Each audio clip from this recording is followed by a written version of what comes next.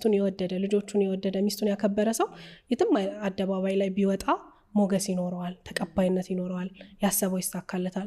ሚስቱ መርቃ የላከችው ሰውና ሚስቱን አስከፍቶ የወጣ ሰው ይመስላል እንጂ ለጊዜው አይሆንም። ምክንያቱም የእግዚአብሔር ቃል ነው። ወጣቱ ትውልድም ትዳርን እንዲፈራ በሁለቱም ጽንፍ ነው እንዲፈራ የተደረገው።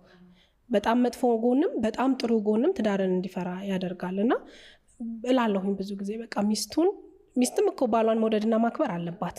ትልቁን ኃላፊነት ግን ባል መውሰድ አለበት። ሚስቱን የሰማ ሰው ተዋት አድርግ ያለችው ነገር ብዙ ጊዜ ሀፕን ያደርጋል። ገጥሞሽ ያቀበል በጣም ሚስትን መስማት ይላሉ። በጣም አስተዋዮች ነን። ይሄ ሴትነት በተፈጥሮ የተሰጠን የማስተዋል አቅም፣ ነገሮችን አርቆ የማሰብ ምን ሊፈጠር እንደሚችል የማወቅ አይደል? ይሄ ሴንስ የማድረግ እናትነታችንም እሱ ነገር አምጥቶብናል ብዬ አስባለሁ። ተፈጥሯችን ይመስለኛልና ሊመጣ ያለውን ነገር በተወሰነ መንገድ ሴንስ እናደርገዋለን። መጥፎ ነገር ልብ ይነግሮኛል ትያለሽ እና ሚስቱን የሰማ ወንድ ከሚስቱ ጋር የተስማማ ወንድ ባል የትም ቦታ ሄዶ ሰክሰስፉል መሆን ደግሞ ነገሮችን በተለያየ አቅጣጫና አይን የምታያቸው በአንድ አይደለም። ተፈጥሯችን ነው፣ በጣም ተፈጥሯችን ነው። ወንድ ልጅ እኮ ቶሎ አይበስልም ይባላል። ሴቶች በ20 ዓመታቸው ምናምን እኮ ትዳር መስርተን ልጅ ወልደን ቤተሰብ እናስተዳድራለን። ወንዶች ግን ለመብሰልም ትንሽ እድሜያቸው መሄድ አለበት ተብሎ ይታሰባል። ጊዜ ውስጥ እግዚአብሔርም ሲሰራን እንደዛ ነው። ኬር እንድናደርግ፣ እንድናግዝ፣ ሰፖርት እንድናደርግ፣ እንድንደግፍ ነው የተፈጠርነው ብዬ አስባለሁኝና ኃላፊነትም ተሰጥቶናል።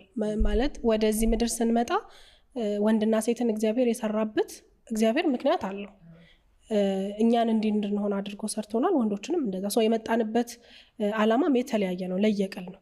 ስለዚህ ትዳር ውስጥም ስንሆን ሚስት እንደ ሚስት እግዚአብሔርም የሰጣት ያዘዛት ነገር አለ እንድትሆን የታዘዘችው፣ ባልም እንደ ባል እንደዛ።